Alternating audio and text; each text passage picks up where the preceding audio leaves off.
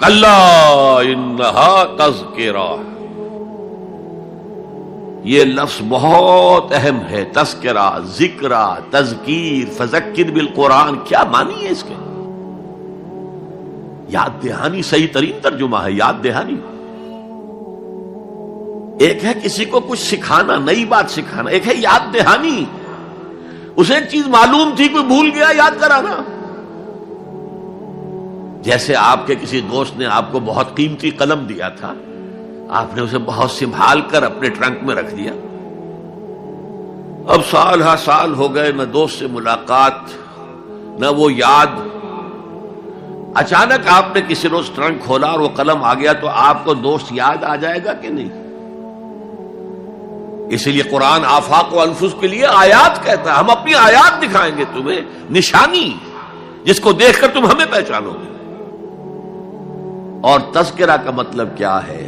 Potentially ایمان ہر انسان کے دل میں موجود ہے. یہ جو روح جو ہمارے قلب کی مسکن مکین ہے، اس میں اللہ کی معرفت بھی ہے، اللہ کی محبت بھی ہے. البتہ ذہول کے پردے پڑ گئے ہیں، بھول اور نسیان طاری ہو گیا ہے. ہم دنیا ہی کے اندر گم ہو کر رہ گئے ہیں. ہماری ساری دلچسپیاں دنیا سے ہیں، لہذا ہماری توجہ ہی نہیں ہے. ورنہ ہر انسان کے دل میں یہ جو یہاں ہندوستان میں کہتے ہیں آتما اور پرماتما، آتما اور پرماتما کا تو تعلق بہت گہرا ہے. ابتدا میں بنا دی گئی تھی ارواح، جب ہم سب کے سب تمام انسان آدم سے لے کر اور تا قیامت جو انسان آئے گا دنیا میں، ان سب کی ارواح پیدا کر دی گئی. اور پوچھا گیا الست بربکم قالوا بلا، یاد ہے؟ لہذا یہ تذکرہ ہے، یہ یاد دہانی ہے، تمہارے اندر موجود ہے. اللہ کی معرفت بھی موجود ہے، اللہ کی محبت بھی موجود ہے. لیکن کلا بل ران علی قلوبہم ما کانوا یعملون، ان کے دلوں پر زنگ آ گیا ہے اب ان کے اعمال کی وجہ سے. شیشہ جو ہے وہ زنگ آلود ہو گیا. حضور نے فرمایا ان هذه القلوب لتصدع كما يصدع الحديد اذا اصابه الماء، ان دلوں پر بھی زنگ آ جاتا ہے جیسے کہ لوہے کے اوپر پانی پڑتا رہے تو اس کو زنگ آ جاتا ہے.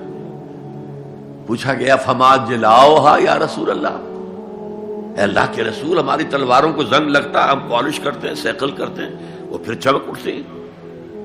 تو دل پر اگر زنگ آ جائے تو اس کا علاج کیا ہے؟ دو چیزیں فرمائی، کثرت و ذکر الموت و تلاوت القرآن. دو کام کرو کثرت سے، موت کو یاد رکھو، یہاں رہنا نہیں ہے، جانا ہے.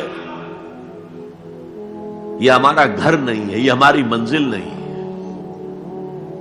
ہمارا اصل گھر جو حضور نے فرمایا انما الدنیا خلقت لکم وانتم خلقتم للآخرہ، یہ دنیا تمہارے لیے بنائی گئی، تم آخرت کے لیے بنائے گئے ہو. اسی لیے حضور نے فرمایا کن فی الدنیا کانک غریب وعابر السبیل، دنیا میں ایسے رہو جیسے راہ چلتے مسافر ہو یا اجنبی ہو. اپنے بارے میں فرمایا مالی ولی دنیا، مجھے تمہاری دنیا سے کیا سروکار، انما مثلی کراکب استظل تحت شجرۃ ثم راح فترکھا، میری مثال اس مسافر کی سی ہے جو ذرا سستانے کے لیے کسی درخت کے سائے میں بیٹھتا ہے تھوڑی دیر. وہ اس کا گھر تو نہیں ہے، اس کی منزل نہیں ہے، پھر وہ اس کو چھوڑتا ہے، اپنا راستہ لیتا ہے. یہ اگر ہمارا تصور قائم ہو جائے، کلا انہا تذکرہ.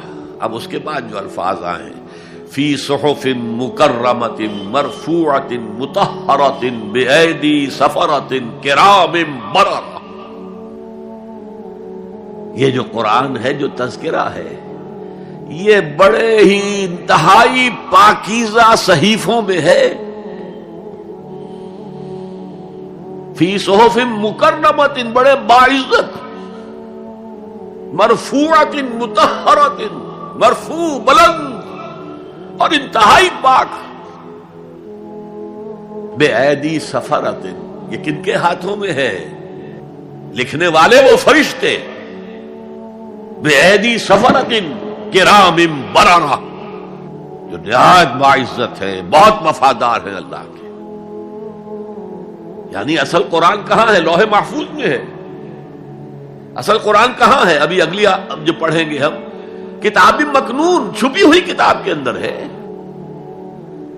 اصل قرآن کہاں ہے؟ وَإِنَّهَا لَفِي أُمِّ الْكِتَابِ لَدَيْنَا لَعَلِيٌّ عَظِيمٌ. یہ تو اس ام الکتاب میں جو ہمارے پاس ہے، بہت بلند ہے اور بہت عظمت والا ہے.